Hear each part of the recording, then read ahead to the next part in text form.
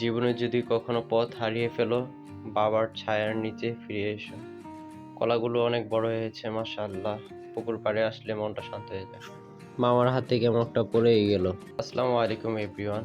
এর আগের ভিডিওতে আপনারা দেখেছিলেন আমাদের ফার্মে চুনা দেওয়ার কাজ হচ্ছিল। সো চুনা দেওয়ার জন্য মামা সুন্দরভাবে ফার্মের ফ্লোরটা পরিষ্কার করে নিয়েছিল ঝাড়ু দিয়ে। তারপর একটি বালতিতে চুনার সাথে পানি মিশিয়ে লাঠি দিয়ে সুন্দরভাবে মিক্স করে নিয়েছিল। তারপর মগের সাহায্যে পুরা ফ্লোরে আপনার চুনার দেওয়া কাজ সম্পূর্ণ হয়। সো আপনারা দেখতেই থাকুন কিভাবে আমার ছোট মামা পুরা ফ্লোরে চুনা দিচ্ছে। সো সে অনেক শখ করে এই ফার্মের কাজ শুরু করেছে। সো বিকালে ফার্মের মুরগির খাবারের ট্রে এবং পানির ট্রে গুলো চলে আসছিল, তার সাথে ব্রুডিং এর যন্ত্রপাতিগুলো চলে আসছিল। পরের দিন সকালে ফার্মের চারদিক দিয়ে কাপড় দিয়ে বেড়া দেওয়া হয়েছিল, যাতে আপনার বাতাস না আসে আর কি।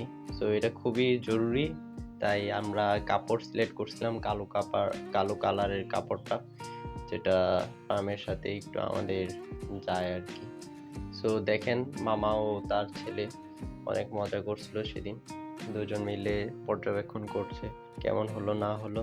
দেখতে দেখতে ফার্মের কাজ প্রায় শেষের দিকে, আর একদিন বা 2 দিন পরে আমরা মুরগির বাচ্চাগুলো নিয়ে আসবো ইনশাআল্লাহ। আপনারা পরবর্তী ভিডিওতে তা দেখতে পারবেন। তো ফার্মের যে আমরা চুনা দিছিলাম, চুনার কাজটা সম্পূর্ণ হওয়ার পরে অনেকটা ভালোই লাগছে।